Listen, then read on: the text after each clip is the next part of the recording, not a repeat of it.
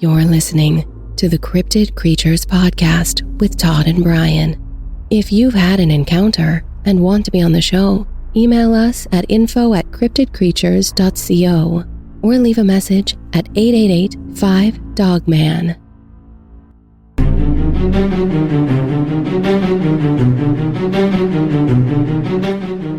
I kept seeing this huge silhouette. In fact, I thought it was my neighbor. My neighbor was like 6'6". I'm 6'4". It was behind that bush, and it would step over and watching, I guess, these two guys work on the car, and then it would step back behind the bush.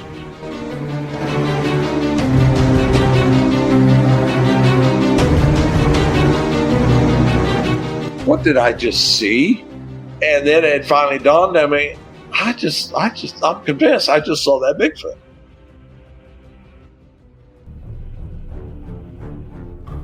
This is the Cryptid Creatures Podcast. I am Brian, and with me, as always, right over there is my co-host Todd. How you doing, buddy? I'm doing good, man. How are you?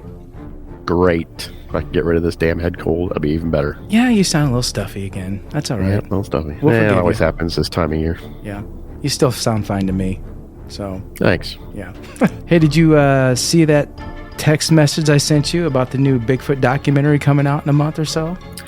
I did. Mm-hmm. I did see it, but I didn't have time to watch it yet, but I'm going to. You should watch it. I'll watch it tonight. It's going to be cool. And for the listeners out there, it's called, bear with me here, it's called A Flash of Beauty, Bigfoot Revealed.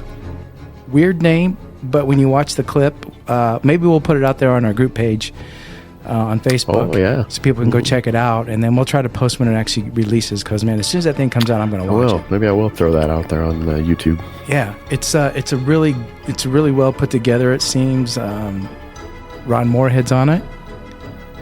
Okay. And Todd Neese. Todd Neese is in it, too. Awesome. So two guys that were both on the show? Yep. Yeah.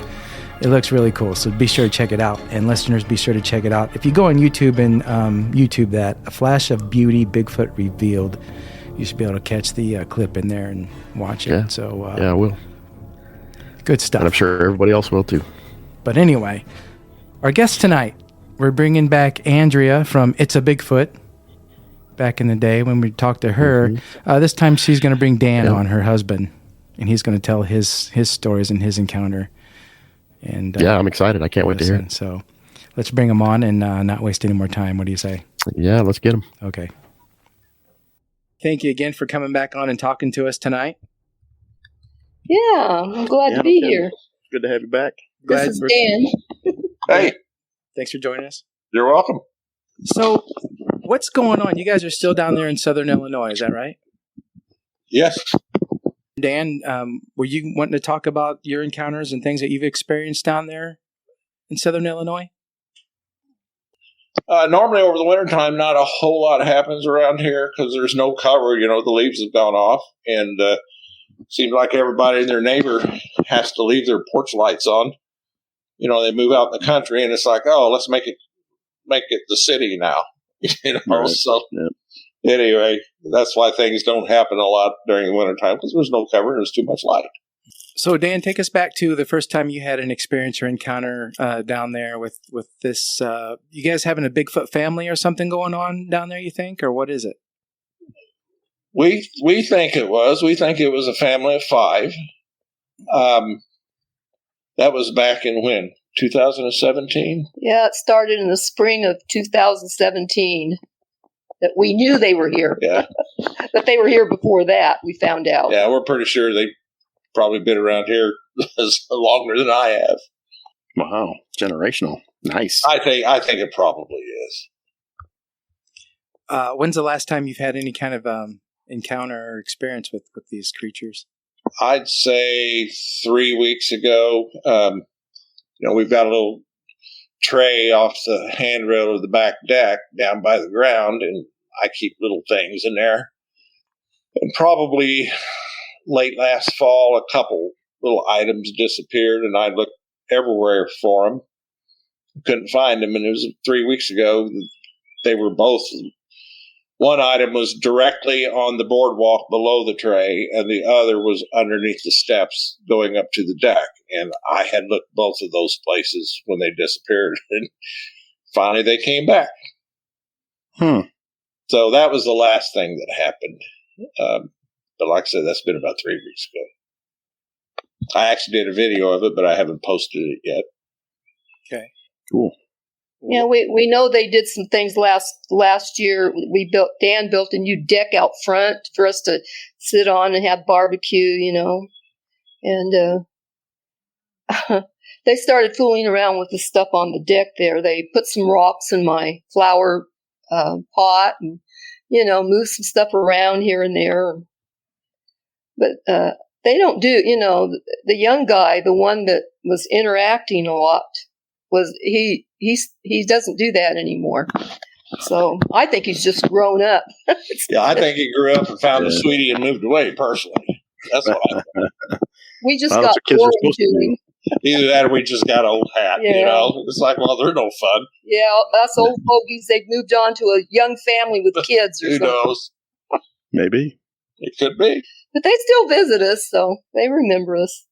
I want Dan to tell the interesting things. See, I know I told you guys the things he told me and then the things that happened to me, but I want him to tell you himself the experiences he's had. The time he actually saw the one. Tell him about that. Yeah. I can do that, but before we get into that, let me just give you a background of how I got involved with this.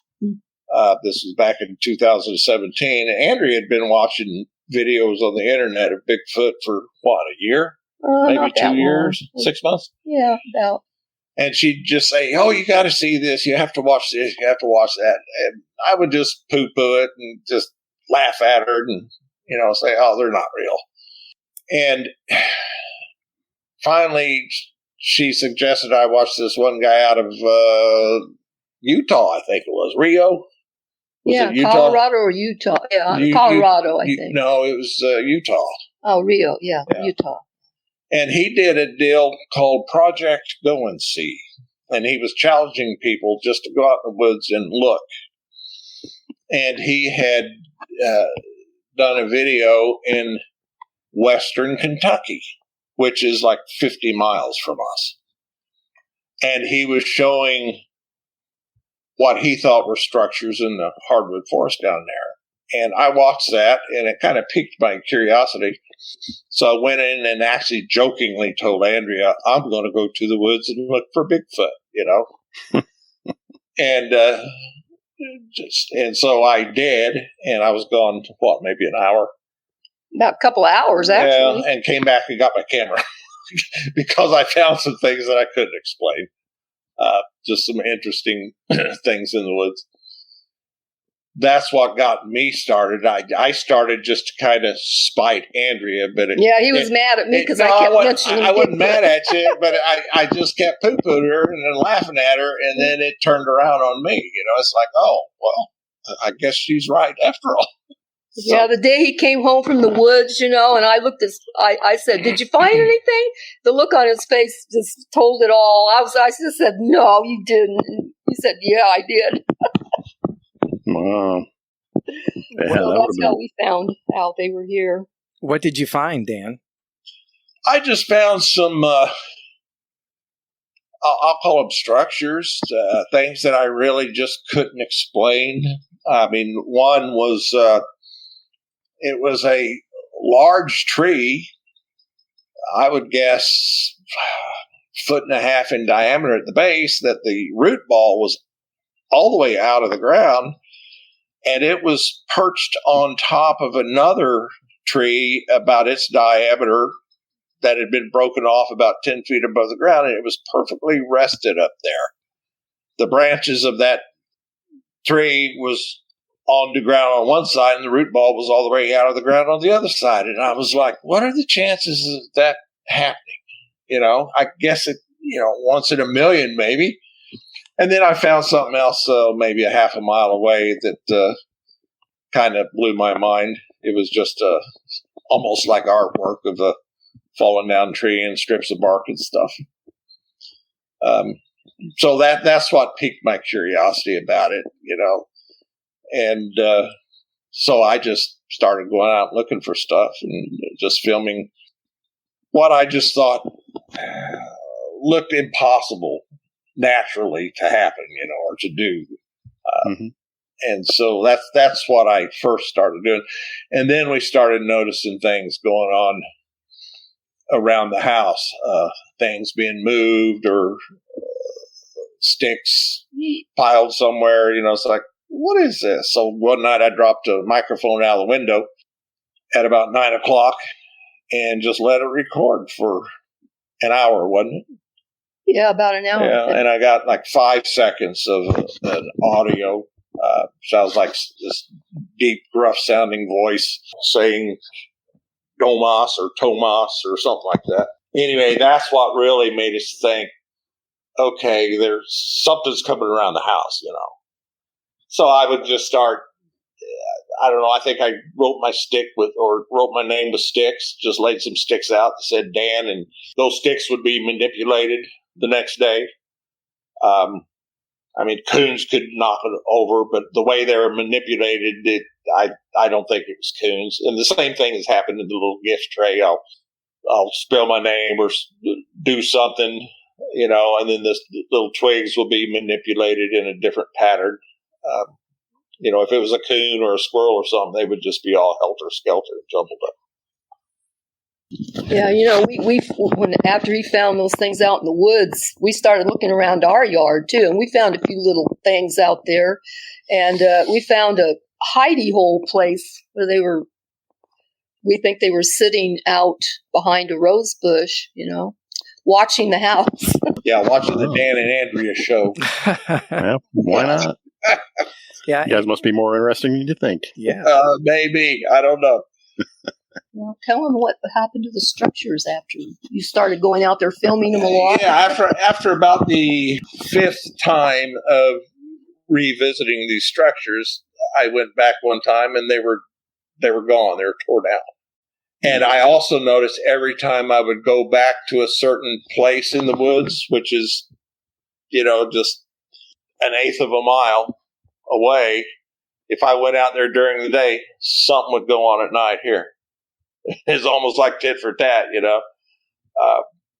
So anyway, that's just what I noticed. Yeah, it'd be like you visit my home, I'm going to visit your home. Well, that's kind of what we thought, Yeah. And before either one of us really even started thinking about Bigfoot, it was the winter before. We've had chickens. We don't have them now, but at that point, I had, I think, 21 chickens, and I always count them before I lock them up at night. They'll put themselves to bed, but I always count them, make sure there wasn't any strays somewhere. Mm-hmm. And I had 21 chickens. And when I went out the next morning to feed them, I counted them again, and 3 were missing. The door was locked. There was no feathers, no sign of struggle, but 3 chickens had just disappeared overnight, quietly, like no blood, no nothing. Yeah, and those locks, there was 2 of them that no animal could work. You had to have hands. Yeah. And the thing was locked back. Yeah. And the chickens were gone. And we thought, a neighbor was taking our chickens. What neighbor takes chickens? I thought maybe a homeless person was hungry or something, let them have it. I don't care, But once we realized that it was probably Bigfoot coming around the house months later, then we kind of put 2 and 2 together, thinking, that was dead of winter time. I bet it was them came in and took those chickens. Because you can take a chicken off the roost at night, and they won't even squawk. If there's no light or anything. They may make a little noise, but not much. And so anyway, we got the bright idea to, later on, we kind of figured we had a family of 5 around here. 2 adults and 3, 1 juvenile.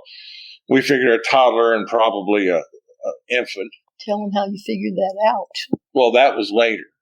But that's when you figured But anyway, so we were thinking, okay, a family of 5. So I had a 1-gallon ice cream pail, And I'd put 5, I don't remember if they were apples or peaches. I'd put that in there and then hang it up from a tree limb down in the woods lot behind her house, high enough where deer couldn't get it and coons couldn't get to it. And I did that for 3 or 4 nights and nothing happened. And Andrea says, I've got this theory, that they have this idea of a lot and a little.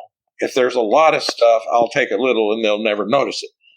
So she said, why don't you try filling that ice cream container all the way up with apples and see if any disappear. Apples or peaches, like I said, I don't remember. Apples first. I think it was apples. So I filled as many as I could in that thing and hung it up. I can remember the number. I put 19 in there. And I went out the next morning and 5 were gone. Rest of them were there, but 5 apples were gone. And that was the amount I was trying to get them to take it. So I think Andrea's theory of their idea of a lot and a little, I think there's something to that. Yeah, it sounds like it. Well, yeah. I mean, if there's 30 chickens and I take 3, they'll never miss that. Right. But I really believe that they are very subtle, and that's people have to be looking for some of the things they do. I mean, some of the things they do are really spectacular. And if you're not looking for them, you'll never notice it. Yeah, most of the time. On the family of 5, I just want to tell you briefly how we figured that out. That at first we knew we had 1 because he started coming out to the car and leaving his handprints on our car and fingerprints. So we knew we had 1 at least. And then the night that Dan made the recording audio we were telling you about, and he didn't even explain about the audio, what it was. It was all of a sudden you hear a big snap, and then you hear a whoo, and then you hear a big gruff voice saying, Tomas. So we got that recording, and we just could not believe it, and we think the way it sounded is that a young one had stepped on, or one of them had stepped on a piece of plastic. And the reason we know is because he went out and found the plastic bird feeder that was down there and buried half in the leaves. And he realized that probably that's what the thing stepped on. But anyway, we figured, okay, there's 2 of them now. We know that one of them stepped on the plastic and said, ooh, and the other one said, Tomas. So, okay, now we've got 2, right? Okay, so then Dan needs to tell you about how we found out about the other 3. And so go ahead and tell them that. It won't be in order, but go ahead. All this is on our Shawnee Sasquatch site on YouTube, on the videos. I explained. But anyway, the way I figured, I was back in the woods. There was a certain place back there where I kind of figured out that's where they were hanging out at. And anyway, I walked up there one time just to look, and I get, I don't know, maybe a couple 100 feet away from where I figured they stayed. And I hear this, it sounds like a kitten mewing, really strange. And I'm like, okay, well, why is there a kitten mewing back here in all this undergrowth? And that went on about 15 seconds, and then it stopped. And just a few seconds later, it sounded like a little child whimpering, kind of like, like that, And I'm like, okay, that's even weirder, is there a little kid out here with a little kitten or something out here in the brambles? And that stopped all of a sudden. And just a few seconds later, from the very same place, I hear this whistle. So I whistled back. And a few seconds after that, off to my right, about 100, 150 feet, in another part of the thicket back in there, I hear. So I whistled it. A few seconds pass, and off to my left and kind of in front of me, about the same distance, I hear this low whistle. I'll tell you, the hair stood up on the back of my neck right there. It's like, all right, I'm halfway surrounded here. So I just said, okay. So we kind of figured the 3 whistles. The first whistle was probably Mama. The second one was probably the juvenile. The third deep one was probably Papa. And we kind of figured that child whimpering was a toddler and the kitten mewing might have been a little baby. So we kind of figured that's how we kind of came up with the family of 5. Makes sense. Mm-hmm. Yeah. Yeah, we knew they had babies because after that, it was after that, I think, yeah. After that, we found that they had come up to the tray where there was a baby toy, a little toy on there that when you squeezed it, it would light up, a little rubber toy, small. Mm-hmm. And it had like a little head on it, It was like a little dragon. It was like a little dragon or something. And when Dan went out there, you want to explain what you found out there? Well, when I went out the next morning, the tray had been disturbed, and that little dragon toy was on the ground, and I picked it up and by the head, and it was real sticky. And I looked at it, and it had holes bitten in it. And so we kind of figured, and the little light inside was, it was some kind of ball or something that if you knocked this thing or shook it real hard, it would flash red and yellow, LED lights. We kind of figured this is what we think, is possibly the family came up and they were letting the baby play with that thing, and it probably put it in his mouth, bit down on it, and it lit up. And possibly he might have even got choked on it, And so probably mama or daddy grabbed it out of his mouth and threw it on the ground. So the reason the head was sticky is either they have a very caustic saliva, or if it was the infant that got choked on it, he might have vomited on it or something, and that kind of melted the head or made it soft or something. Yeah, like that thing deteriorated. We had to throw it out. Yeah. Whatever it was so strong that melted. Rubber melted. Yeah, it kind of deformed it a little and that's bit. No joke. And I got so mad at Dan because he threw it out. Oh, it was gross.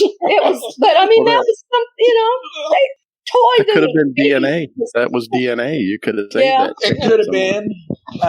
We found the hairs on it. We found some hairs on it, another time we found, and maybe that was the same. Yeah, it was the same time, because we had a little red pullback car that we've got Chevy Blazer, red. Mm-hmm. And so I found this, and that's where the handprints always showed up on the windows and stuff. So we found this little toy car that looked just like that Blazer, so we set it in that tray.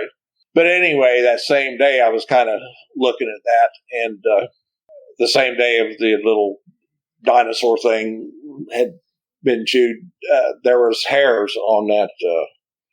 There was a little hair in the tray and one on that car. So I've got those. I put them in some, I seal them in some tape, some clear packing tape. We just weren't into testing DNA and all that, because I knew, I had read what happens when people get DNA tested and stuff, how that turns out. And the hairs are very unusual because they're see-through. They're not like human hairs. You can, if you have them on a surface, whatever the surface is underneath is what the hair shows. They're see-through. They're very interesting. Yeah, it's almost like they're translucent and they absorb or refract the surrounding. Because where it was this one hair, and these hairs aren't that long; they may be a 1/2 to 3/4 inch long. Mm-hmm. But where it was laying across the wood of the tray, where the wood grain would be light, the hair would be light. Where the wood grain would be dark, the hair would be dark. And so Andrea and I have kind of, just from that, extrapolated that a possibility that they're so hard to see and they hide so easily is that their hair it may be translucent enough to absorbs the colors, to refract the surrounding colors, at least a layer of it. Exactly. And the 2 hairs we got were real kinky. They weren't squirrel hair, they weren't raccoon hair, they were kind of a blondish red or a real light brownish blonde. Wasn't one hair sticking on that sticky stuff on the dragon's head? No, one was on the one was on the spare tire of the little toy car, and another was on. Actually, it stuck onto a little splinter that was on the tray. Yeah, it's been so long ago. Yeah, like I said, all these videos. I did a video of that one too. It's on that YouTube side of Shawnee Sasquatch. Did any of you guys look at that Shawnee Sasquatch that Dan has, the YouTube? Yeah, we checked it out after, Andrea, we had you After we on talked a to while you, back. yeah. Yep, and Yeah. we checked it out. I'm going to check it out again, though. I want to see that. Yeah, to see Yeah, that me what too. we're talking about, you have to go back to the very beginning because, Dan put a lot of stuff. He loves the twig games and that stuff, Mhm. But The thing about the handprints on the car, everyone I've ever seen on the car or the van is always left-handed. So I don't know if that particular Sasquatch is left-handed, or somebody made a comment one time on one of my videos that said among the larger primates, left-handedness seems to be dominant. I didn't know that, and I've never really bothered to look it up, but I just found that kind of interesting. It's always left-handed. I went out one winter. I mean, this was winter time. And on the back of my van was this large left handprint on the glass, and down about the 4 o'clock position, about a foot away, was this little bitty left handprint. I'm like, really? And it had been cold that night. I'm like, man, if this is neighbors pranking us, then they're bringing their little bitty kids out in the cold of winter and having them to touch on the back of the window just to do a prank. And I'm like, that's not a neighbor. It's not a neighbor doing that. yeah, those fingerprints were interesting because it looks like they have kind of swirls like ours, but I don't think they're as pronounced swirly. But on the tips of the fingers, you can see these little, I call them tubercles. They're little bumps on the fingertips. And so we were thinking, what are those? Are they for better gripping, or are they little oil glands? We don't know what they are. But, their handprints, it's so greasy. There's just something about their hands that have this substance, oiliness to them. And tell them about the handprints stuck on the car. I'll let Dan tell you that. What do you mean? How we couldn't wash them away. They stuck. Yeah, they didn't wash off real easy. I don't even think Windex totally took them off the glass. It would, but off the finish of the paint, you could wash it all day long and they'd still be there. If you misted it with water, you'd still see them. It's really strange. Wow. Yeah. Like it melted the paint or something. Well, I don't think it melted the paint. I think the oil was it's a different kind of oil. With her talking about the little bumps, tubercles or whatever on the fingerprints. Now, they could be, like she said, possibly oil glands.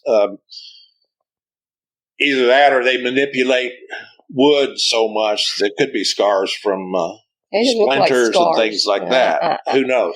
They were all the same size, and True. They all had a little dot in the center of them. Am I right on that? I think so. Yeah, they were all the same size, and they had a little dot kind of in the center. You can see.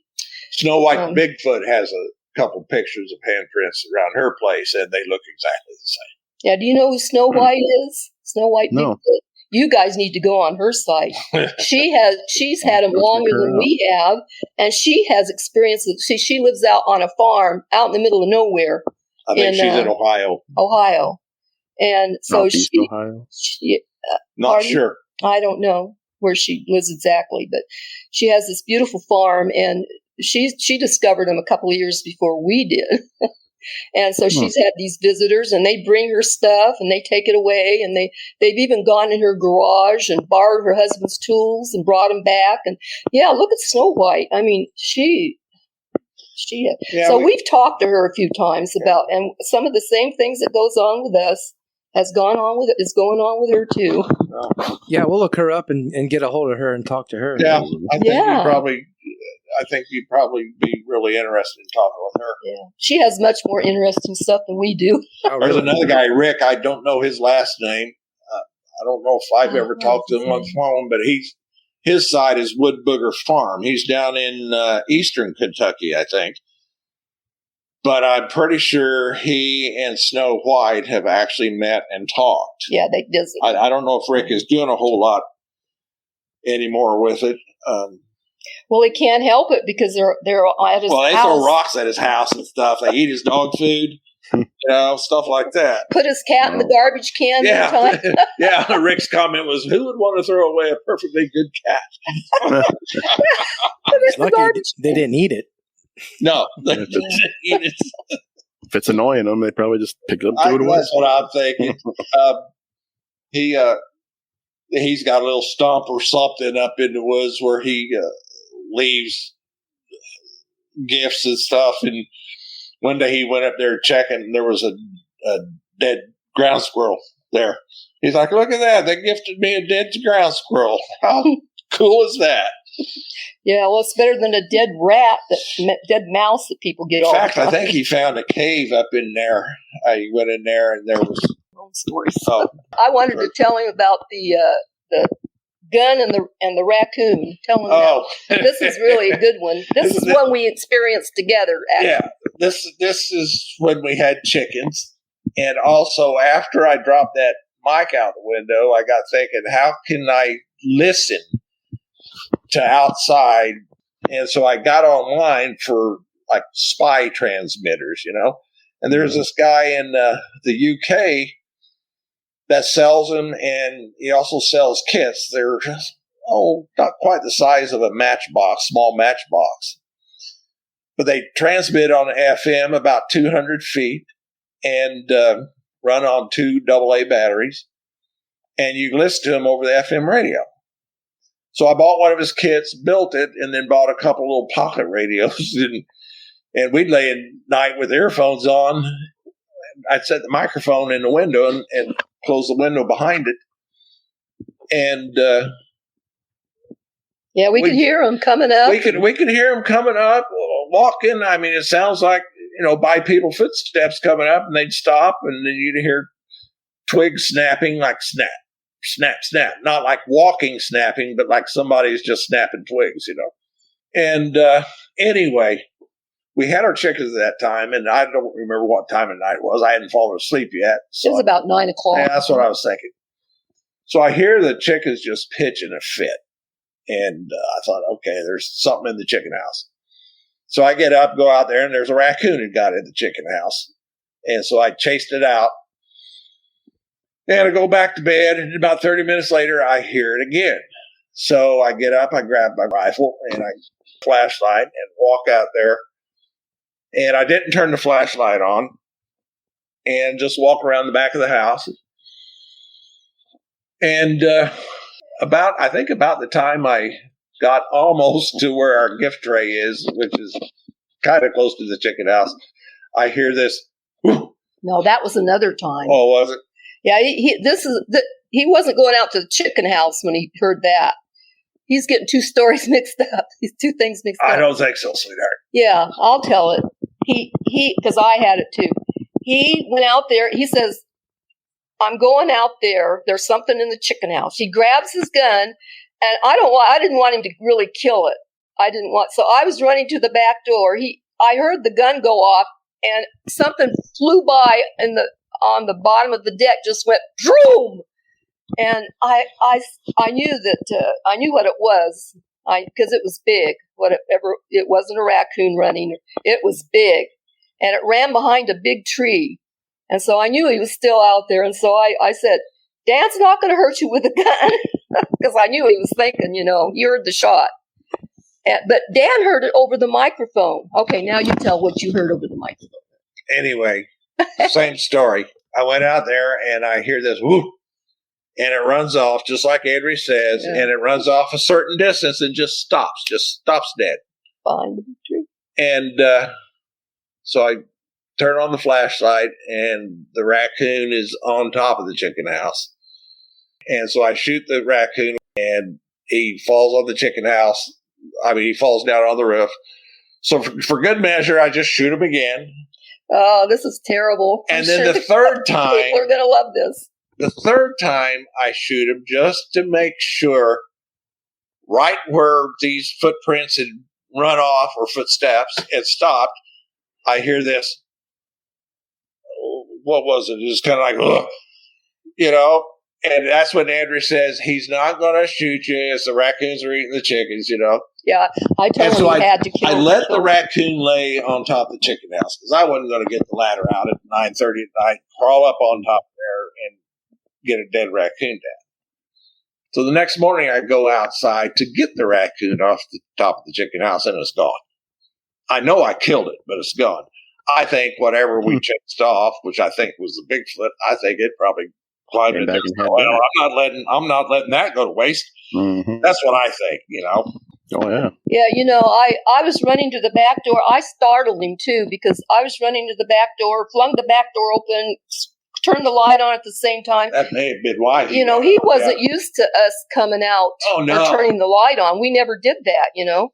So I think both the gunshot and me, it happened kind of simultaneously. And I was screaming at Dan, don't kill. I wasn't going to shoot at And all I know is something big. You know, I was on the deck, and it stands about 5 feet off the ground. I've experienced that very fast running scenario like that night, I think 3 other times. First time, I'd gone out before light and was standing out in front of the house, and I heard something thump the back of the car. So I started walking toward the car, and all of a sudden I just hear this, it's just a heavy footfalls, and it must have covered 100 feet in 3 seconds.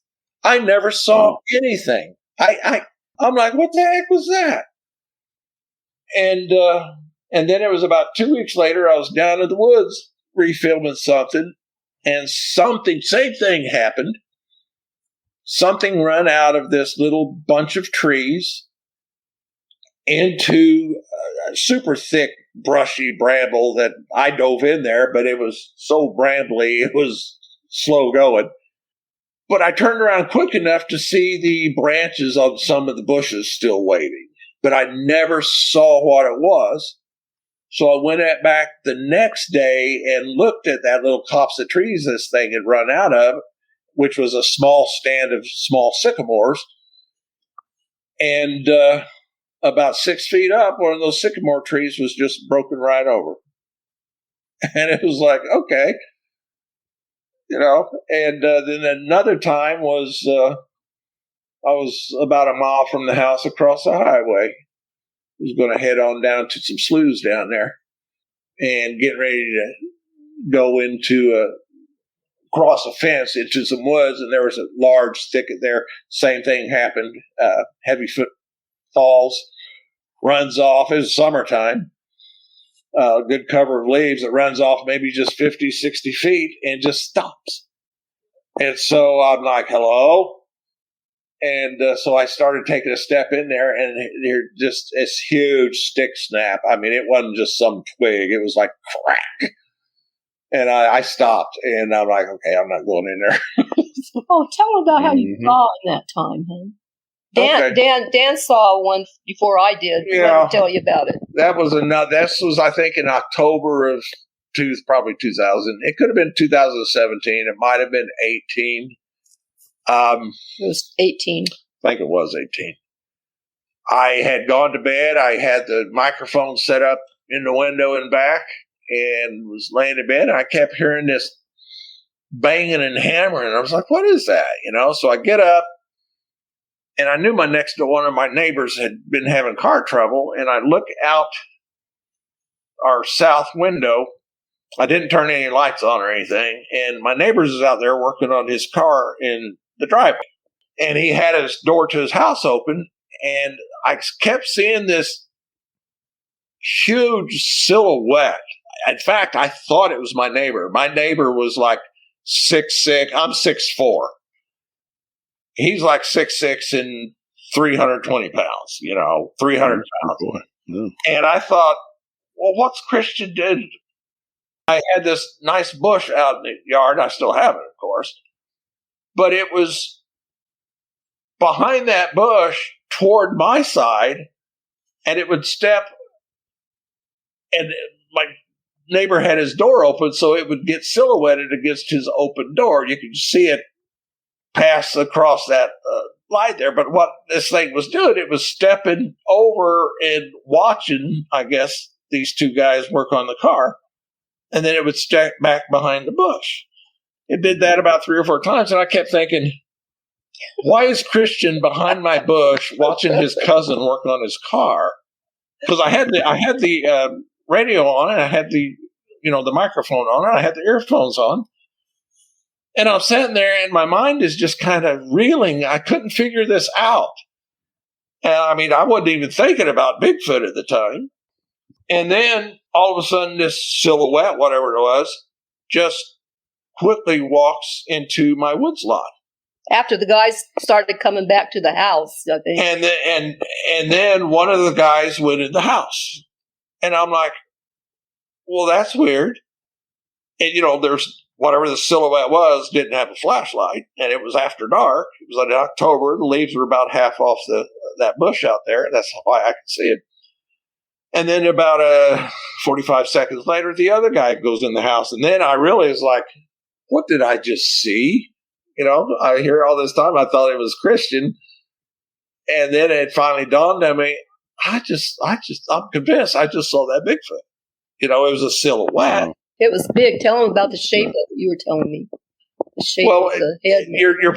You've probably seen a lot of the Bigfoot videos. Big barrel chest and everything. That's what it looked like. And when it walked, just a few steps I could see it. It didn't walk like a human. We'd do a stride. This thing would pick like his feet up, and then move it forward and step down, kind of like you see on some of the Bigfoot videos. I personally don't watch Bigfoot videos, and there's a reason for that. I don't want to be swayed by other people's opinions and stuff. I want to view and make my own opinions, and then later on I may watch somebody's video. And I saw a video where when we were talking about the possibility of the hair being a natural invisibility cloak or whatever, helps them hide or blend in. This other guy had found some hair, and he had said that. I mean, this was after the fact, but that I had thought about that he said, I'm wondering if their hair somehow refracts the light around and helps them blend in the background. I'm like, all right, there you go, And I really think there's something to that. But that's my that's the only time I'm pretty sure I saw it. Oh, I know he did. I'm pretty sure that's what it was. The reason I know he did is because I can't even walk down where this creature went down, walking down, like he said, at the middle of the night. Well, I can't even walk there in the daytime. Yeah, I mean, it's on the side of a gully. So you take your life in your hands to walk down there without a flashlight. Well, there's deadfall down there. Smaller deadfall. It can be thick. But yeah, I wouldn't want to walk through there without a flashlight because I'd fall on my face within the first 10 steps. You didn't hear him fall on his face, did you? No, and he didn't run either. I just hear this bipedal walking, and then it stopped. Andrea and I are both convinced that they do things subtly, and it's almost like counting coup or something. It's like, look, we were here and you didn't even know it, and they'll leave their little calling card or something. That's kind of what we think. Yeah, they were really shocked when we knew that they were here. I'm think sure it's frustrating because the night the night that Dan came back and he said that the structures were broken down. That's the night they came. They were loud. They were stamping on our boardwalk. I think they were mad because he'd come back out there, I don't know what it was. That was the night they were stamping on our boardwalk. I mean, we have a boardwalk out back, and to walk on that hillside there. And I swear, I never heard anything like that. Stamping and breaking sticks. Yeah, I think they have at least the ones around here. I think this because I've heard it, so I just assume, I extrapolate. Just listening over that transmitter microphone we have, I've heard bipedal footsteps come up, and you'll hear like a stick snapping code. Mm-hmm. Whistle. Snap, snap, snap, snap, snap, and then you'll hear 3 or 4 bipedal footsteps, going away. And sometimes whistles. Or I've actually heard bipedal footsteps come up, and then you'll hear this. Yeah, this like this whistle code, and then you hear more than one set of bipedal footsteps going away through the leaves. So I think, they're what would you call them? Guerrilla warfare. They're whatever that they have. They use natural sounds to communicate. Hey, I'm coming up here. This is what we need to do. We also are convinced they use animal sounds, owls. Oh, I know they use dogs. Coyotes, things like that. I think they use that to communicate. Especially the owls. Especially the owls. We laugh about the 300-pound owls. 600-pound owls. Oh, I wanted to tell you one thing about the footsteps is that another reason we know that there's babies, there's young ones, is because every once in a while you'd hear like a little toddler running through the leaves. Dip, dip, dip, dip, dip, like a little kid running back and forth, So we have heard those little foot sounds too. Footsteps. That's all just amazing stuff. I don't know where to begin. How big were the handprints on the vehicles? Well, Dan's got big hands. He's a big guy, 6'4", and they were a little bigger than Dan's. They were a little bit bigger than mine, and the thumb is set lower. I could get my fingers to line up with their spread, but I could not get the thumb to line up. Okay. Mm-hmm. Okay. And then there was a baby print one time too. Yeah, a little hand. I've seen a documentary where the same thing happened, where people found handprints on their vehicles, and they said the same things you guys did. They couldn't get it completely off, clean it off. Really? The residue would stay on there. And they also mentioned seeing the little suction cups. They talked about they thought they were for gripping. That's kind of what we thought too, or they may be oil glands, because I know they manipulate wood a lot. I mean, I've seen you guys have seen punky wood, so punky you can take it and just kind of fluff it off. And right behind the house, I've seen little piles of it, look like little anthills of this punky wood. Like you take it in your hand and take your other hand and twist it to sharpen it like you're sharpening a pencil, twist it back and forth and leave this little pile of punky wood, and the twisted stick would be to the side. And that's why I told Andrea, I said, yeah, we were visited last night. They came and had their punky wood popcorn watching the Dan and Andrea show, because it would be right out back. You guys definitely have a lot of activity going on, and there's no reason for you to not think that there's not Bigfoots going around in your property. Oh, no, there's no doubt in my mind. And here you've got two witnesses. I mean, you guys have sat here and listened. And things that you guys have said along the way, and I'm sure Brian can attest to this too, sounds so familiar to me, and we've heard it before in other instances around. What we've talked. Yeah, you guys would be good to know that listening to so many people that. The things that are common to, See, that's common things. I mean, I think what you guys are doing, you're interviewing a lot of people. I think that's a good part of research too, because like what you're saying, you hear it from so many different other people across the board. You hear it over and over. And so these are just common things that I guess these Sasquatch do. Dan, have you ever thought about putting cameras out or game cameras out? I put a game camera out one time and all activity stopped. Tell them about the security camera. Well, but see, most game cameras has, what is it, a 840 nanometer light. It's red. Humans can see it, and humans can't see in the dark.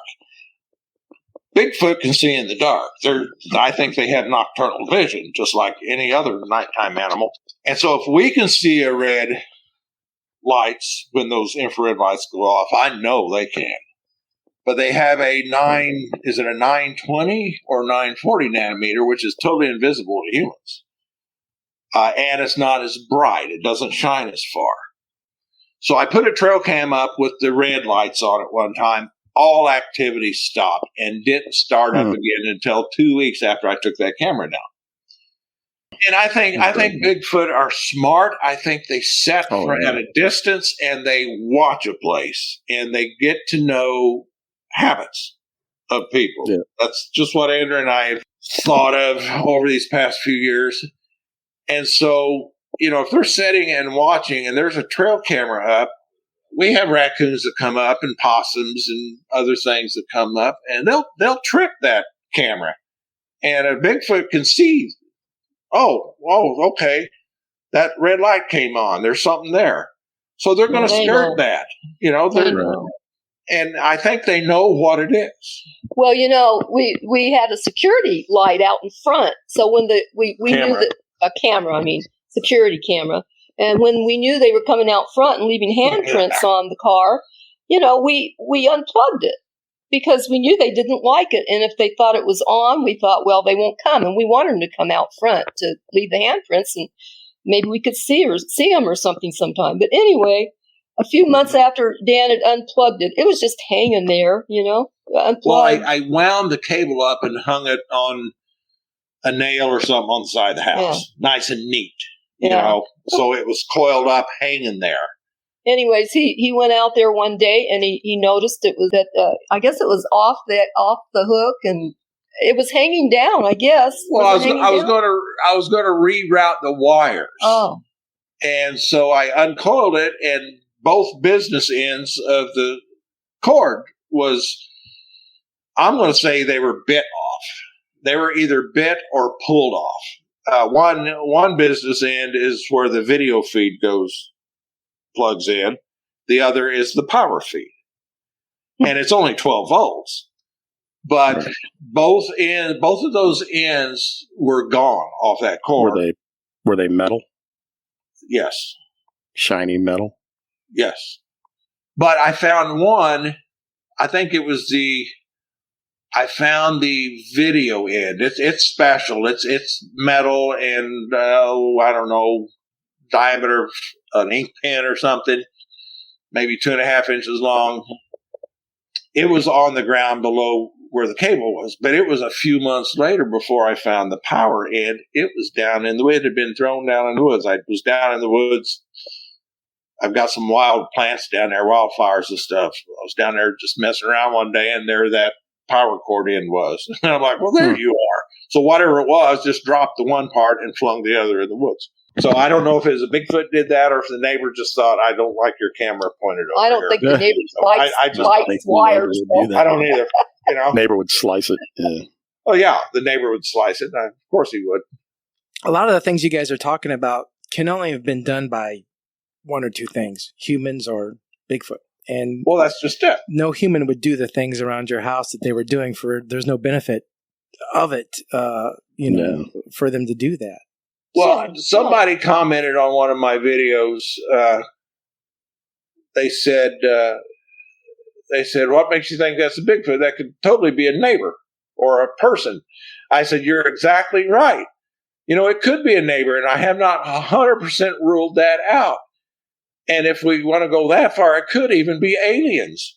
I said, but if it's a neighbor doing a practical joke, they've done it spring, summer, winter, and fall years. For 3 years. 5 years. Well, when I wrote this, it was 2 years ago. Yeah, when you for 3 years. I said, that person needs to get the Oscar for the best running practical joke. Yeah, no kidding.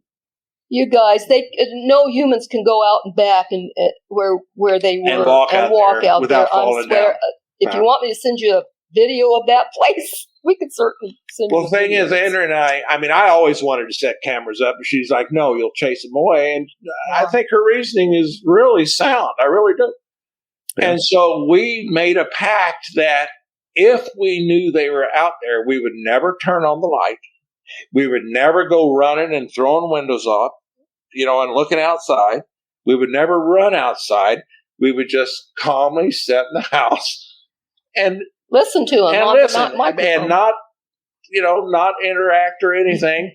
And we kind of believe it drove them crazy. It's like, why are they? Why aren't they coming out? Why? We'll throw rocks in the house. Why aren't they coming running out like everybody else does? We did have. I've heard things hit the side of the house, but I always thought it was the kids with a BB gun over in the house over across the way. So I never did. Before the Bigfoot, we knew they were coming.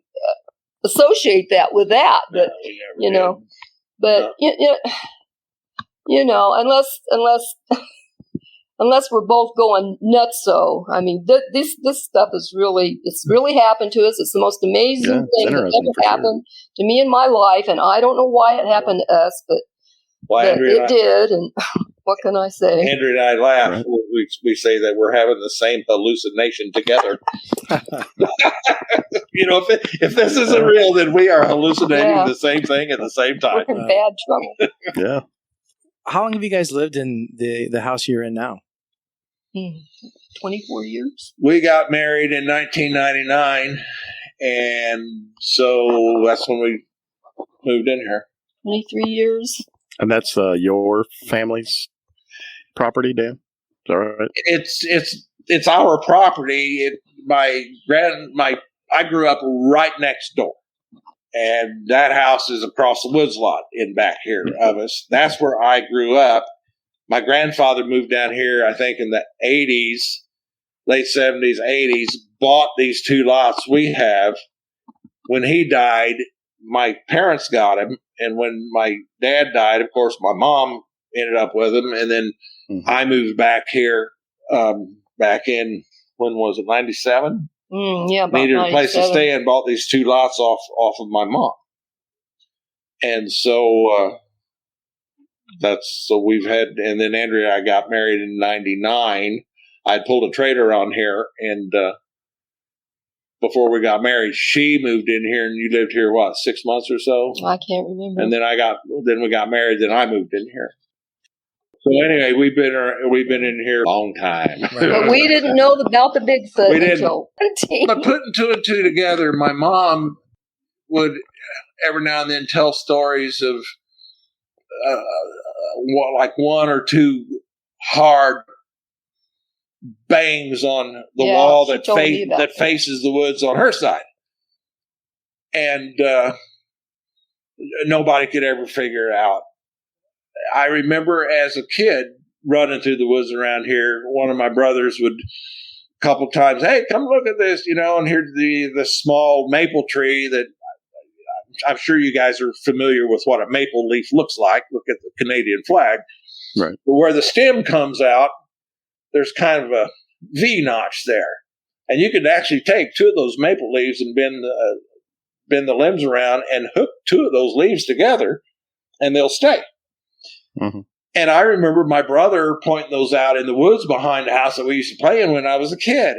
Well, when we realized these things were coming, I would find those same things in this woodlots of ours behind the house. I would undo them, and they'd be redone the next day. Yeah, they'd be hooked right back together. And you have to do it with your hands. The wind will not do it. We never. I would check it after a real windy day. You'd never find it. But it always happened at night, So I know or I'm convinced that what my brother showed us when we were kids, back in the early 60s and running around in these woods. That's why I'm convinced that these Bigfoot were here when I was a kid, and they were here before that.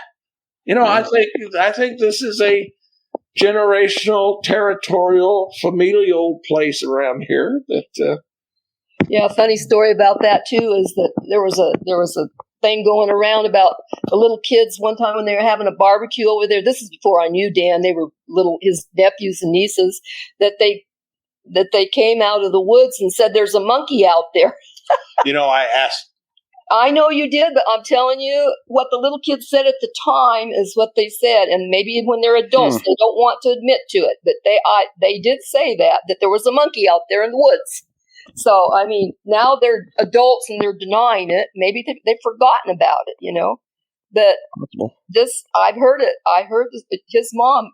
They just don't want to remember. They don't want to because it's beyond their, I think that, we've told his relatives about this, and that was it. Yeah, they thought we were absolutely nuts, but they were very polite about it. But just lately, they've talked to us about it and said, "Yeah, we believe you that there are Bigfoots." Well, I think what convinced them is, again, and you guys have probably seen it, the video I've got up on our site about the feather. Oh, yeah. I don't know if you've seen that one. A feather is there's a, I mean, it's a dove wing or tail feather. The thing's 3 to 4 inches long. And there's this unbroken piece of bark slipped up the shaft of that feather. So and small. it's like a piece of jewelry. And that bark is tight enough. I mean, it's not this big honking piece of bark. It's just barely big enough. I'd say about what, a 16th of an inch wide, an eighth of an inch wide? I'd say the center of it is maybe an eighth. Yeah. It's very But tiny. somehow, whoever did that or whatever did it was able to manipulate that feather without breaking it. It's got a slight crack in it, but it's not all the way through. And I think one of my older brothers, I think when we said this, I think he's like, okay, here goes Dan again, just crazy as a loon. And he was over one day, and I said, I got to show you something, Bruce. And I showed him that, and he's sitting there looking at it. He's going, what the hell? What the heck is that? All that? I guess that could have fallen down from, no, that couldn't have done that. He goes, I got to take a picture of that. And after that, he's a lot more open to it. Well, what gets me is they had to hollow that little twig out. They did. How did they get that hollowed out so they could slip it over that shaft of the feather? They used the shaft of the feather as a pick. I mean, here you think of these Sasquatch that's 6, 8, 7 feet, weighs 300 or 400 pounds, and they've got this little 3-inch dove feather manipulating a piece of bark off of a twig, small enough, and making it act like a cigar band and sliding it up the shaft of that thing. I mean, that just blows my mind. That's on his.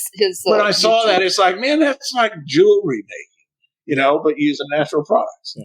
It was really cool. Incredible. It's something else. That is, and what's sad is, the feather's getting old and ratty looking, and we're going to lose it. All we'll have eventually is just photos of it. It's sad. I did a close-up video of that twice and posted it on YouTube, and it stayed up for about 2 days, and then it just disappeared both times. Why? I have no idea. I could not figure that one out. Yeah, that's odd. The video that shows it in me picking it up in the tray, just talking about it, that's still on there. Wow. It's stealing it. We're going to be sure to check out Shawnee Sasquatch, you guys, and we'll let our listeners know here, obviously, as they're listening to this podcast, to check it out, too. Yeah, check it out. And see all the videos and the stuff going on. And all the stuff that you guys are talking about is amazing. Definitely points towards something going on there. Other than human. So to speak. So, and again, we really appreciate you guys coming on and talking to us tonight. Well, you're welcome. It was a lot of fun. It was fun. Yeah. You guys. Dan's never talked about it. Anywhere. You're the first guys he's talked to. Guy. Yeah, we appreciate that. We appreciate that, Dan. Thank you. Heck yeah. All right, you're welcome. We love hearing you guys' stories, and if something else goes on, get a hold of us and let us know what's happening over there. Yeah, we will. I will. Yeah. There's a lot of things we haven't told you, I'm sure. But we're getting into springtime, so they should be. Yeah, I'm hoping. One thing that I kind of sort of have noticed, it doesn't happen all the time, but if there's going to be activity around here, it seems like it always happens somewhere between last quarter of the moon and first quarter, but mainly between new moon and first quarter, because the moon's in the sky until midnight, Mm-hmm.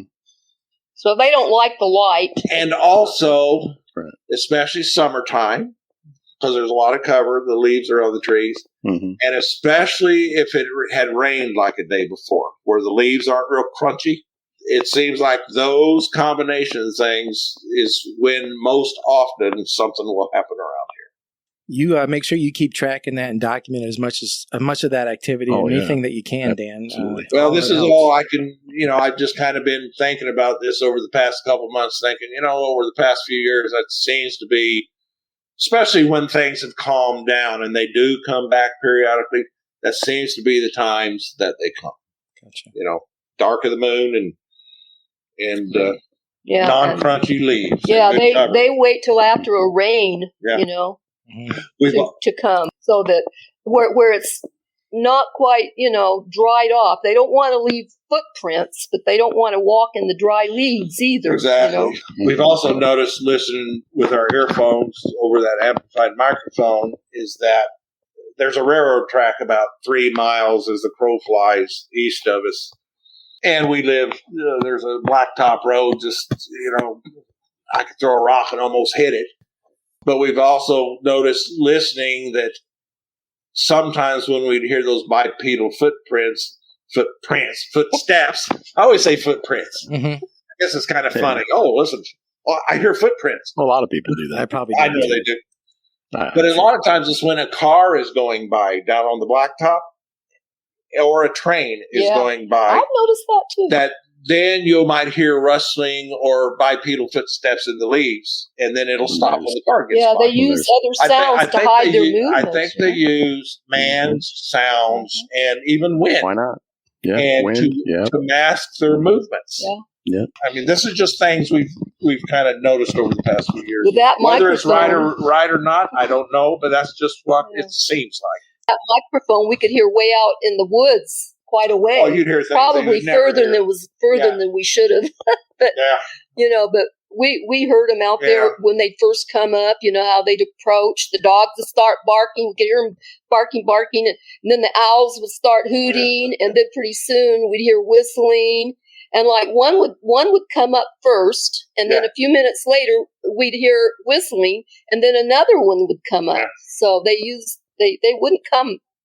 Usually there was two, I think. Don't you think? I think so. I think there was two. I think the whistle was just to let the other person know, hey, I'm coming in here. Don't get freaked out. It's me. The other one says, the one that's up here says, it's safe now. You can come up or something. But they used the whistling to communicate when they were one was coming up. Right.